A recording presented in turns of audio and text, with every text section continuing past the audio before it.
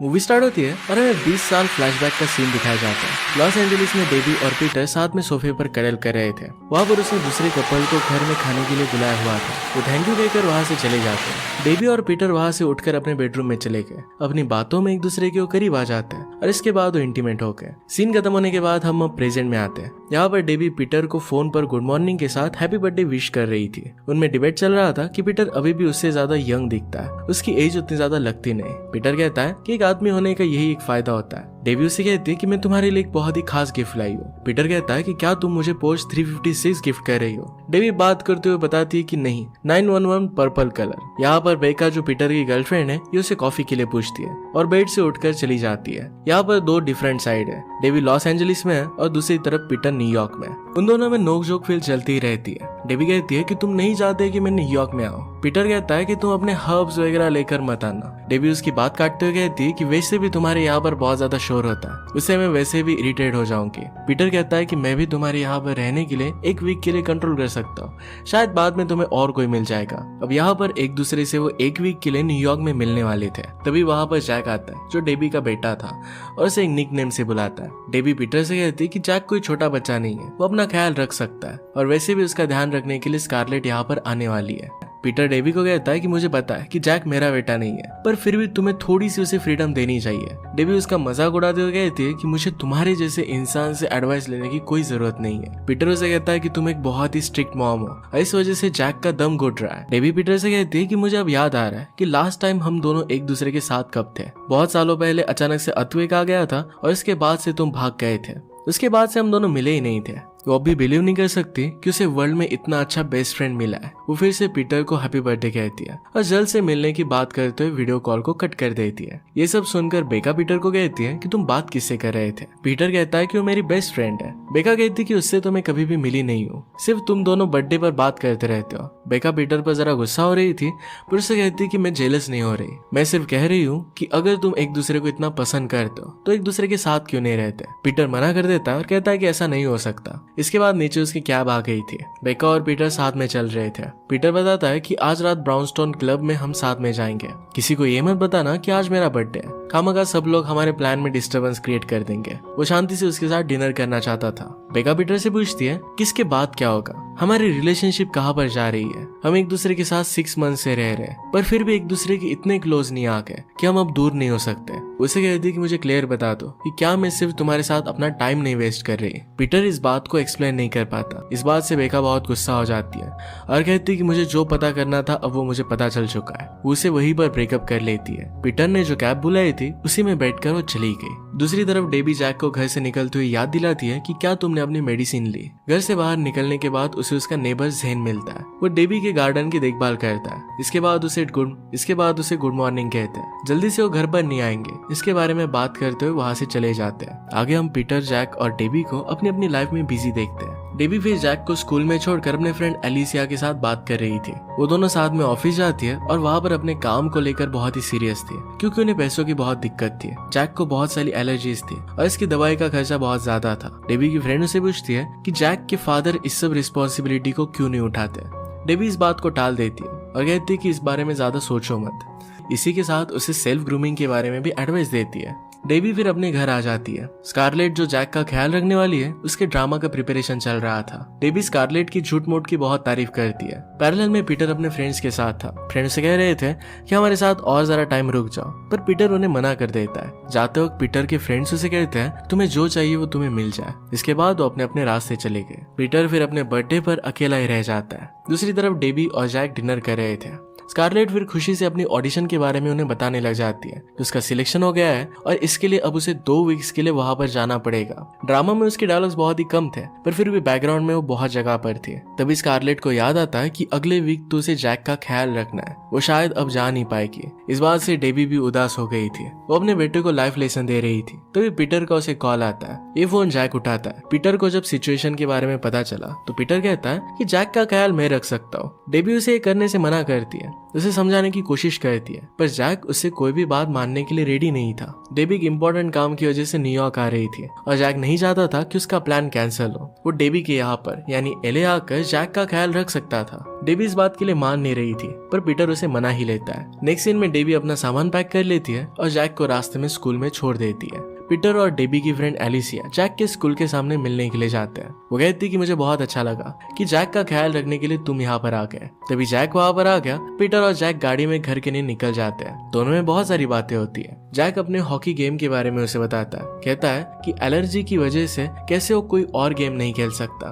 Peter उसे कहता है कि तुम बास्केटबॉल भी खेल सकते हो, पर जैक कहता है कि हाइट की वजह से वो भी मैं नहीं खेल सकता। जैक और पीटर फिर डेबी के घर पर आ जाते हैं जो माउंटेन पर बना हुआ था। जैक उसे कहता है कि मुझे अब इस जगह की आदत हो गई है। चलते चलते उन्हें ज़ेन मिलता है। ज़ेन बिना पूछे ही अपनी अपनी तारीफ करने लग जाता है। पीटर को ज़ेन के बारे में पता ही नहीं था। ये बात जैक नोटिस करता है। घर पहुंचते ही फोन पर डेबी पीटर को कहती है कि जैक की किस तरीके से देखभाल करनी है। वो कहती है कि उसे किस किस चीजों की एलर्जी है। पीटर डिनर के बारे में बात कर रहा था तो डेबी उसे कहती है कि मुझे पता है कि तुम बहुत रिच हो, पर फिर भी तुम्हें सारा खाना घर पर ही बनाना है। जैक की हेल्थ बहुत ही इंपॉर्टेंट है। डेबी और कुछ बात उसे बताने के लिए भूल रही थी, पर पीटर उसे कहता है कि तुम्हें अपनी जर्नी को एंजॉय करना चाहिए, मैं सब कुछ संभाल लूंगा। डेबी फिर पीटर के घर पर पहुंच जाती है। वो देख रही थी कि किस तरीके से कलर के हिसाब से सब कुछ रखा गया है। यहाँ पर छोटी छोटी चीजें भी बहुत ही ज्यादा एक्सपेंसिव थी। पैरेलल में जैक पीटर को अपना रूटीन बताता है। पीटर उसे कहता है कि रूटीन कितना बोरिंग है, अगर मुझे पता होता कि तुम ऐसे रह रहे हो तो मैं पहले ही आ जाता। जैक फिर पीटर की तारीफ करता है कि वो कितना कूल है। वो दोनों फिर बड़े से टीवी में मूवी देखते हैं। डेबी को पीटर के घर पर जरा ठंड लग रही थी तो उसने रिमोट से किसी बटन को प्रेस किया। वहाँ पर जोर से म्यूजिक चलने लग जाता है। डोर पर एक नॉक आया और एक लेडी अंदर आती है। वो म्यूजिक को लाउड देखकर रिमोट से उसे ऑफ कर देती है। डेबी उसे अपने आप को इंट्रोड्यूस करती है। उस लेडी ने कहा कि पीटर तुम्हारे बारे में बहुत कुछ बातें करता रहता है। वो फिर उसे अपने बारे में बताती है कि किस तरीके से बिना अंडरवेयर के पीटर के घर पर वो आ गई। वो कहती है कि मैं एक्चुअल में पीटर की एक्स गर्लफ्रेंड हूँ।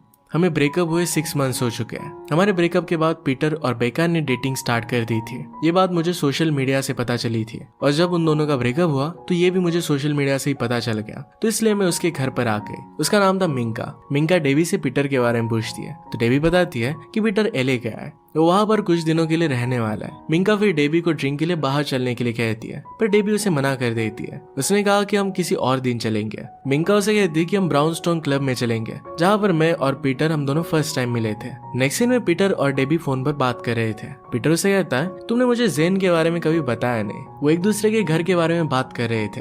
डेबी कहती कि तुमने मुझे मिंका के बारे में भी कभी बताया नहीं था। इसके बाद इस बात को इग्नोर करके अपने दिन की पूरी सारी बातें वो बताने लग जाते हैं। उन दोनों ने एक दूसरे के लिए स्टिकी नोट छोड़े थे, वो पढ़ते हैं और उन्हें अच्छा लगता है। और इसके बाद वो सोने चले गए। अगले दिन पीटर जैक को किन किन चीजों की एलर्जी है इस सब के बारे में पढ़ रहा था। तब उसने रियलाइज किया कि वो ब्रेकफास्ट बनाना भूल चुका है। वो मिलकर फिर बाहर रेस्टोरेंट में ब्रेकफास्ट के लिए जाते हैं। पीटर जैक से डेबी के बारे में बात कर रहा था। उसे किससे सुनाता है। उन दोनों की फ्रेंडशिप अच्छी करने की वो कोशिश करता है। पीटर फिर जैक को स्कूल छोड़कर डेबी की फ्रेंड एलिसिया के साथ कॉफी पर जाता है। नेक्स्ट सीन में डेबी किसी क्लासरूम में अपने डिग्री के बारे में पढ़ा रही थी। इसके बाद वो प्रीमाइसेस में जरा घूम रही थी। तभी उसे मिनका का कॉल आता है। उसे ड्रिंक के लिए बुलाती है। वो दोनों फिर ब्राउनस्टोन क्लब में जाते हैं। डेबी को ये सब जरा अनकंफर्टेबल लग रहा था। मिनका डेबी से पूछती है कि वो कैसे पीटर से मिली थी, क्या उसे अभी भी उससे प्यार है। डेबी इसके लिए मना करती है। इसके बाद हम देखते हैं कि वहाँ पर 2 आदमी खड़े थे। उन 2 आदमियों में से एक बहुत बड़ा राइटर था। डेबी ने उसकी हर एक बुक पढ़ी थी। एक बार तो उनकी सिर्फ एक ही कॉपी बिकी थी, तो ये भी डेबी ने बाय कर ली थी। उनसे मिलकर जब वो घर जा रहे थे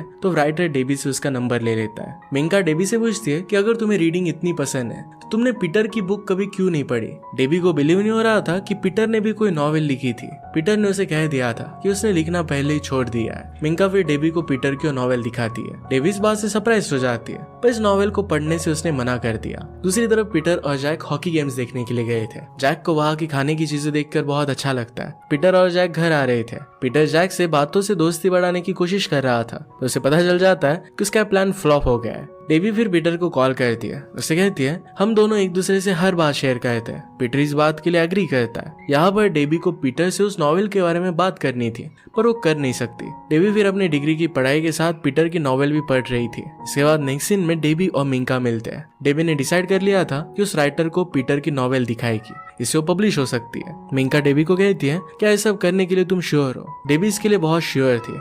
जिन राइटर से वो मिली थी उनका नाम था थियो मार्टिन। उन्हें जल्दी से नॉवेल दे देती है, इसे पढ़ने के लिए कन्विंस कर देती है। नेक्स्ट सीन में जैक और पीटर एक कार में जा रहे थे। पीटर जैक को अपनी लाइफ के बारे में बता रहा था। तभी वो जैक को कहता है कि तुम्हें हॉकी गेम ज्वाइन करना चाहिए। इसके बाद उसने उसे स्कूल में ड्रॉप कर दिया। नेक्स्ट सीन में डेबी और मिन गए थियो मार्टिन को मिलने के लिए जाते हैं। थियो मार्टिन पीटर के नॉवेल के बारे में बहुत तारीफ करता है और इसे वो पब्लिश करना चाहता था। पब्लिशिंग के बारे में मिंका और डेबी दोनों डिस्कस करती है। डेबी ने डिसाइड कर लिया था कि पब्लिश होने से पहले वो पीटर को नहीं बताएगी। इसके बाद थियो मार्टिन डेबी को डिनर के लिए इन्वाइट करता है। पैरेलल में जैक और पीटर हॉकी गेम के ग्राउंड पर पहुंचते हैं। जैक बहुत ही अच्छा से परफॉर्म करता है। घर आने पर वो दोनों मिलकर डिनर करते हैं। इसके बाद पीटर फिर जेन के लिए ड्रिंक लेकर आता है। वो दोनों बीच पर बैठकर फिर बातें करते हैं। वो डिस्कस कर रहे थे कि डेबी सबसे पुरानी दोस्त किसकी है। जेन कहता है कि हम दोनों की बात जरा अलग अलग है। मैं सिर्फ उसका नेबर हूँ, तुम एक बहुत ही अच्छे फ्रेंड हो। पैरेलल में थियो मार्टिन और डेबी डिनर पर गए थे। अपने पढ़े हुए नॉवेल के बारे में किसको ज्यादा पता है, इस बात में वो कंपटीशन करने लग गए। बातों बातों में एक दूसरे को किस कर लेते हैं। इसके बाद वो दोनों इंटीमेट हो जाते हैं। पीटर को अपने स्मार्टफोन पर एक नोटिफिकेशन आता है। ये अपने घर के कैमरा से थे। उसने हमेशा से अपने घर पर कैमरेज लगाए हुए थे। वो देखता है कि थियो मार्टिन और डेबी ये दोनों एक दूसरे के साथ इंटीमेट हो रहे हैं। उन दोनों को देखकर पीटर के हाथ से ही फोन नीचे गिर जाता है। इसकी आवाज सुनकर जैक वहां पर आ गया था, पर पीटर किसी तरीके से बाहर जाने का बहाना बनाता है और एलिसिया को जैक का ख्याल रखने के लिए कहता है। इसके बाद वो एक बार में चला गया और वहां पर ड्रिंक करने लगता है। वहां पर वेनेसा आके पीटर डेबी के बारे में उससे बात कर रहा था। किस तरीके से वो जैक का ख्याल रख रहा है इसके बारे में बोल रहा था। पीटर को डेबी का कॉल आता है, पर इसे वो रिसीव नहीं करता। वेनेसा यहाँ पर पीटर के पास आने की कोशिश करती है, पर पीटर घर चला गया। घर वापस आने पर पीटर एलिसिया से अपने और डेबी के बारे में बात करता है कि किस तरीके से उसने जिमी और डेबी को एक साथ देखा था। जब डेबी उससे मिलने के लिए आई थी तो डायरेक्टली उसे बताया कि वो प्रेग्नेंट है। ये पता चलने के बाद पीटर फिर अर्थक्वेक का बहाना बनाकर वहां से भाग गया था। पीटर तब भी डेबी से बहुत प्यार करता था, पर उसे बोल नहीं पाया था। जब बहुत लेट हो गया तो वहां से भाग गया। एलिसिया पीटर को अपनी दिल की बात डेबी से कहने के लिए कहती है। नेक्स्ट डे पीटर और जैक अपने रूटीन में बिजी हो जाते हैं। डेबी अपनी डिग्री की स्टडीज में लगी हुई थी। फोन पे बात करते हुए रास्ते से वो कुछ प्लांट्स खरीदती है। घर जाकर थियो मार्टिन का उसे कॉल आता है। फिर से ब्राउनस्टोन क्लब में उसे मिलने के लिए बुलाता है। मिंका डेबी को अच्छे क्लोथ्स लेने में हेल्प करना चाहती थी, पर डेबी इसके लिए मना कर देती है। पैरेलल में पीटर जैक को स्कूल छोड़ने के लिए जाता है। जैक पीटर को कहता है कि हमेशा हमारे साथ ही रहना। पीटर ने कहा कि मुझे पता नहीं कि क्या ये पॉसिबल है। जैक फिर अपने स्कूल के लिए चला जाता है। डेबी और मिंगा को कुछ चीजों का कलेक्शन मिलता है। इसमें कई छोटी छोटी चीजें थी जो पीटर ने संभाल कर रखी थी। ये उन दोनों की ही चीजें थी। मिंगा डेबी को समझाती है कि पीटर उससे बहुत प्यार करता है। डेबी को भी पीटर से पहली नजर में प्यार हो गया था, लेकिन डेबी अपने आप को समझ नहीं पाई। मिंगा फिर डेबी को फोर्स करती है कि जाकर अपने दिल की बात उसे भी करनी चाहिए। नेक्स्ट सीन में हमें हॉकी गेम दिखाया जाता है, जहाँ जैक हॉकी गेम खेल रहा था। डेबी और थियो मार्टिन फिर से एक रेस्टोरेंट में मिलने के लिए आए हुए थे। थियो मार्टिन डेबी को एक फुल टाइम एडिटर की जॉब के लिए प्रपोजल देता है। उसे कहता है कि क्यों ना तुम मेरे साथ काम करो, तुम बहुत टैलेंटेड हो। डेबी इसके लिए उसे मना कर देती है, कहती है कि रिलेशनशिप की शुरुआत में इस तरीके से काम करना सही नहीं है, और अब वो उसके साथ रिलेशनशिप में भी नहीं रहना चाहती। वो कहती है कि मैं किसी और से प्यार करती हूँ। पैरेलल में जैक हॉकी गेम खेलते खेलते नीचे गिर गया। ये देखकर पीटर डर जाता है और जल्दी से उसके पास जाता है। पीटर डेबी को कॉल करके सब कुछ बता देता है। वो एम्बुलेंस से जैक को हॉस्पिटल लेकर आया था। डॉक्टर बता रहे थे कि डरने की कोई भी बात नहीं है, सिर्फ एक छोटी सी चोट है। फोन पर जैक बात कहता है कि ये वीक बहुत ही बेस्ट था। पीटर के साथ उसने बहुत एंजॉय किया है। डेबी पीटर से बात करने वाली थी, तभी जैक के फ्रेंड्स वहां पर आ गए और उनसे वो फोन ले लेते हैं। नेक्स्ट सीन में डेबी घर से सामान लेकर निकल जाती है। डेबी फिर एले आ जाती है। उसने पीटर को फोन पर कहा कि वो हॉस्पिटल जा रही है।